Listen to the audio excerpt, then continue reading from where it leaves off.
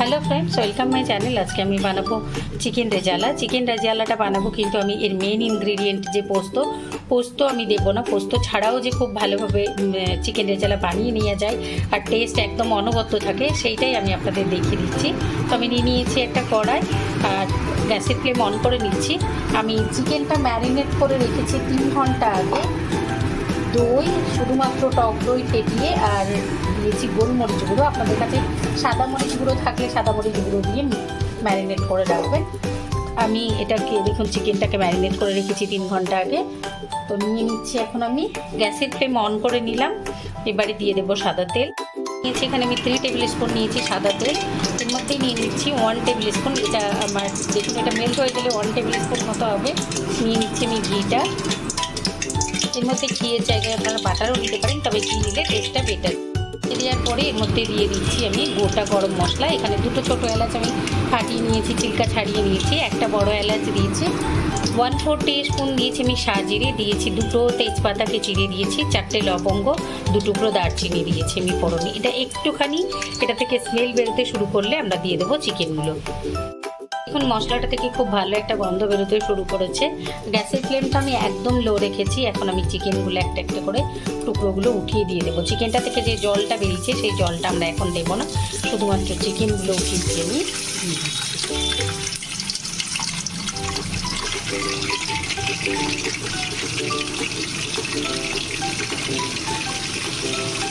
সমস্ত চিকেনের টুকরোগুলো আমি এখানে দিয়ে দেবো। এখানে আমি 800 গ্রাম চিকেন নিয়েছি।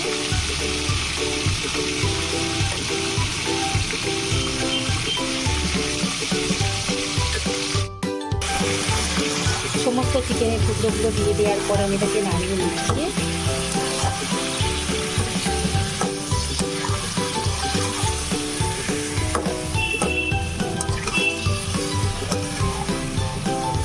দই, নুন আর গোলমরিচ গুঁড়ো মাখিয়ে রাখার পরে যে জলটা বেরিয়েছে চিকেন থেকে, সেইটা আমরা গ্রেভির জন্য ইউজ করব। সেখানে শুধু আমি চিকেনটা দিয়ে দিয়েছি। চিকেনটা আমি 3 থেকে 4 মিনিট নাড়িয়ে নেব। 3 থেকে 4 মিনিট বেটে নেওয়ার পরে এর মধ্যে এখন দিয়ে দেবো আমি আদা রসুন বাটা। আমি আলাদা আলাদাভাবে বেটে নিয়েছি আদা রসুনটা। তো দেখুন আমি দিয়ে দিচ্ছি 1 টেবিল স্পুন আদা বাটা এখানে। দেখুন এবারে দিয়ে দিলাম আমি রসুন বাটা, কাঁচা লঙ্কা বাটা। এখানে 4টে কাঁচা লঙ্কা দিয়েছি আর নিয়েছি আমি 15 থেকে 20টা কোয়া রসুন, এখানে পেস্ট করে নিয়েছি, তাও দিয়ে দিলাম আমি। এই আদা রসুন বাটাটা, কাঁচা লঙ্কা বাটাটা দিয়ে আমি এটাকে আরও 2 মিনিট মতো নাড়িয়ে নেব। এটার কাঁচা গন্ধ চলে যাওয়া পর্যন্ত নাড়িয়ে নেব। আর আমরা প্রথমেই তিলটাকে, যখন আমরা মাংসটা ম্যারিনেট করে রেখেছি তখনই আমরা তিলটাকে ভিজিয়ে রেখেছিলাম। আমি কাঁচা তিল নিয়েছি, আপনারা চাইলে একটু রোস্ট করে নিতে পারেন। আমি কাঁচা তিলটাকে 2 টেবিল স্পুন কাঁচা তিল নিয়েছি, আর নিয়েছি আমি 10-12টা দানা নিয়েছি কাজু, আর নিয়েছি আমি 2টো পেঁয়াজ, মিডিয়াম সাইজের পেঁয়াজ আমি ভেজে নিয়েছিলাম, সেটা নিয়ে আমি একটা পেস্ট তৈরি করে নিয়েছি। সেই পেস্টটা দেবো এবারে। তো আমি প্রথমে এটাকে আরও 2-3 মিনিট আদা রসুনের কাঁচা গন্ধটা চলে যাওয়া পর্যন্ত এটাকে আমি নাড়িয়ে নেব। তারপরে এর মধ্যে আমরা তিলের পেস্টটা অ্যাড করব। 2 মিনিট মতো আমি আদা রসুনটা দিয়ে এটাকে নাড়িয়ে নিয়েছি, আর এটার কাঁচা গন্ধটা চলে গেছে। দেখুন তেলটা উপরের দিকে উঠে আসছে, তার মানে আমার আদা রসুনের ফ্লেভারটা চলে গেছে। এখন আমি এর মধ্যে অ্যাড করে দিচ্ছি এই যে পেস্টটা আমি রেডি করে নিয়েছি, সেই পেস্টটা নিয়ে নিয়েছি আমি 3 টেবিল স্পুন পেস্টটা।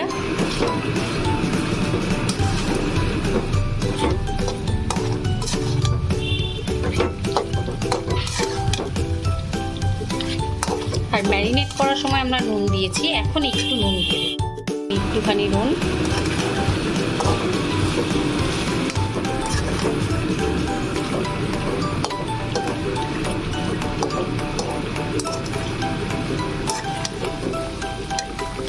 তিন মিনিট মতো আমি পেস্টটা দেওয়ার পরে নাড়িয়ে নিয়েছি। আবারও দেখুন তেলটা উপরের দিকে উঠে আসছে। এখন আমরা যে জলটা বেরিয়েছিল সেই জলটা অ্যাড করব। তার আগে এর মধ্যে আমি অ্যাড করব একটা মশলা। এই দেখুন মশলাটা আমি দেখিয়ে দিচ্ছি। মশলাটা আমি রেডি করে নিয়েছি। এখানে নিয়েছিলাম 1/4 টিস্পুন সাজিরে, নিয়েছি আমি 10-12টা দানা সাদা মরিচ, আর নিয়েছি আমি 1/2 টিস্পুন ধনে, 1/2 টিস্পুন জিরে, আর নিয়েছি আমি একটা জয়িত্রী অর্ধেক ফুলটা নিয়েছি, আর নিয়েছি 2টো ছোটো এলাচ, একটা বড় এলাচ, সবটাকে শুকনো খোলায়, 2টো শুকনো লঙ্কা, সবটাকে শুকনো খোলায় একটু রোস্ট করে নিয়ে গুঁড়ো করে নিয়েছি। সেই মশলাটা এখন আমি অ্যাড করে দেবো এর মধ্যে। এই রান্নাটা হতে বেশি সময় লাগে না, ম্যারিনেট করে রাখবেন যত বেশি সময় তত বেশি সুস্বাদু হবে। সেই সাথে এইরকম যদি মশলাটা রেডি করে রাখেন তাহলে আরও ইজি হয়ে যাবে রান্নাটা করা। মশলাটা যদি আগের দিন রেডি করে রাখেন বা রাত্রিবেলা রান্না করবেন, সকালবেলা মশলাটা রেডি করে রাখেন। আমি দিয়ে দিলাম মশলাটা, এখন নাড়িয়ে দিলাম আমি একটুখানি কাশ্মীরি রেড চিলি, একটু কালারটা যেন আসে, যার জন্য একদম সাদাটে আমার মেয়ে পছন্দ করে না, যার জন্য আমি কাশ্মীরি রেড চিলিটা দিলাম। রেড চিলিটা দিয়ে আমি আরও 2-3 মিনিট মতো নাড়িয়ে নিয়েছি।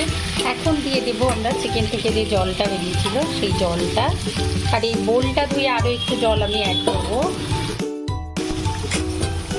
বোলটা ধুয়ে এখন আমি আরও একটু জল অ্যাড করে দিলাম, দিয়ে এটাকে ঢাকা দিয়ে রেখে দেবো 5 মিনিট।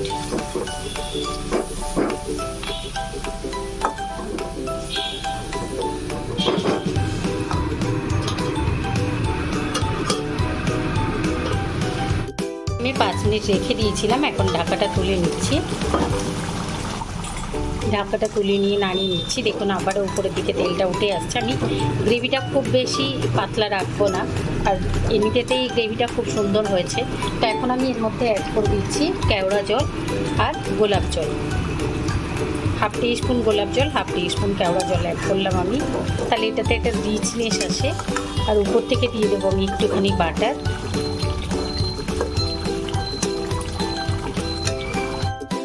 দেখুন দিয়ে দিলাম আমি 1/2 টিস্পুন মতো বাটার, দিয়ে এটাকে আবারও ঢাকা দিয়ে রেখে দেবো।